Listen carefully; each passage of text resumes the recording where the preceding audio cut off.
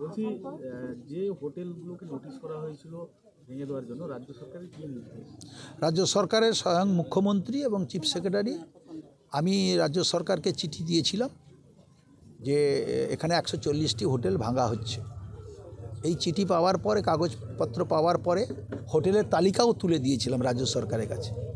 এটা তুলে দেওয়ার পরে মাননীয় মুখ্যমন্ত্রী আজকে আমাকে ডেকেছিলেন। আমি মুখ্যমন্ত্রীর সঙ্গে দেখা করেছিলাম, মুখ্য সচিবও ছিলেন। তিনি সিদ্ধান্ত নিয়েছেন যে এই মন্দারমণিতে কোনো হোটেল ভাঙার সিদ্ধান্ত উনি জানেন না, রাজ্য প্রশাসন জানে না, রাজ্য সরকার জানে না। তাই আমরা মন্দারমণিতে হোটেল ভাঙার বিপক্ষে। আমরা সরকার, ওখানে কেউ হোটেল ভাঙতে যাবে না।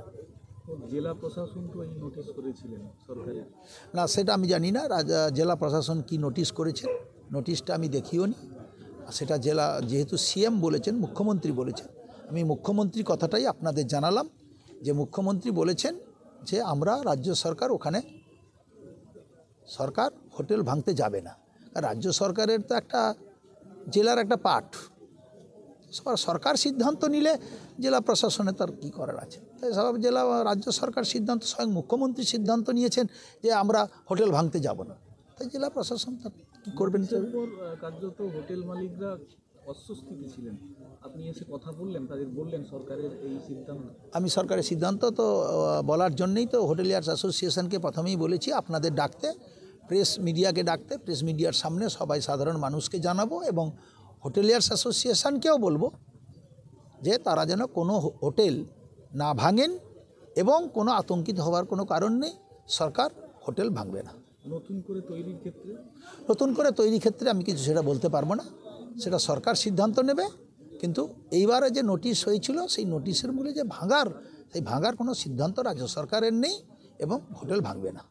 অন্যান্য ক্ষেত্রে গোয়া বা অন্যান্য ক্ষেত্রে সিআরজেটের মধ্যে হোটেল আছে এরকম বলছেন ব্যবসায়ীরা, কিন্তু মন্দারমণিকে একই যাত্রায় পৃথক বলে বলছেন, বারবার আঘাত করা হচ্ছে।